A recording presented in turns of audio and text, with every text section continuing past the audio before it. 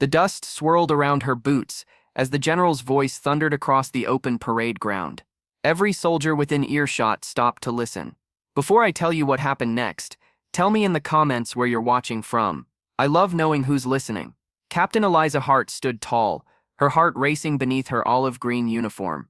The sun was harsh, reflecting off the metal roofs of the base buildings.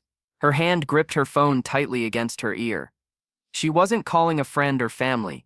She was calling for truth. Across from her stood General Marcus Kane, the man who once called her one of the Army's finest officers. Now, his face burned red with anger, his medals flashing in the light. "You think you can go over my head, Captain?" he shouted, raising a trembling hand toward her. "You don't call anyone when I give you an order. You're done here. Do you understand me?" Dust rose with every stomp of his boots. A few younger soldiers, frozen in place near the vehicles, pretended to look busy, but kept stealing glances. Everyone could feel it. Something wasn't right about the way he was treating her. Eliza's voice trembled at first, but her conviction held steady. "Sir, I followed the chain of command. The mission report was filed exactly as required. I have nothing to hide." "The mission report," he barked, stepping closer. "You disobeyed a direct command. You risked lives, and now you're making calls without authorization." Her phone pressed closer to her ear. The voice on the other end said calmly, "Stay on the line, Captain Hart. This call is being monitored." Kane's eyes narrowed. "Who are you talking to?" She didn't answer. She didn't have to, because just then the phone in the general's pocket began to ring. The sound cut through the air like a gunshot. Every conversation around them stopped. The soldiers by the fence turned their heads, waiting. Kane glanced at his screen. The color drained from his face. The name flashing on it was unmistakable. The White House. He hesitated, his anger faltering, then slowly raised the phone to his ear. His voice, suddenly smaller, cracked the silence.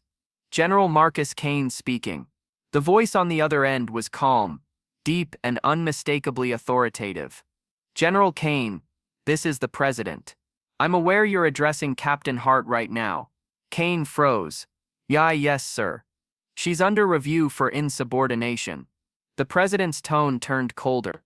"Then you're reviewing the wrong person. Captain Hart was following my direct order during the Khorasan operation. The intelligence she gathered prevented an international crisis and saved over 300 lives, including your son's."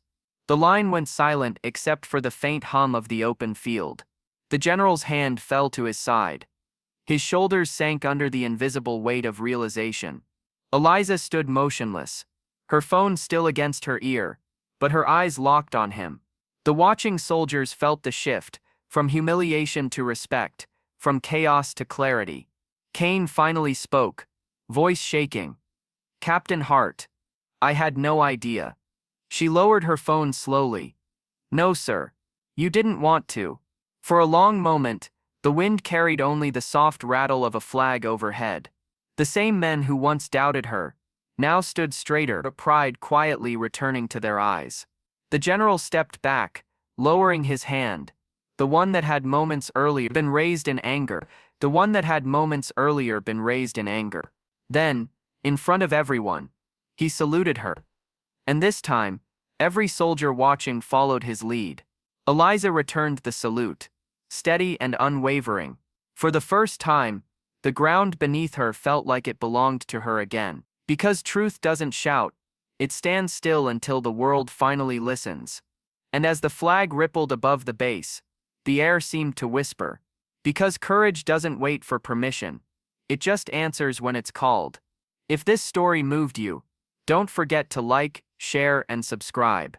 Tell me in the comments, do you believe truth always finds its way back? I'd love to hear your thoughts.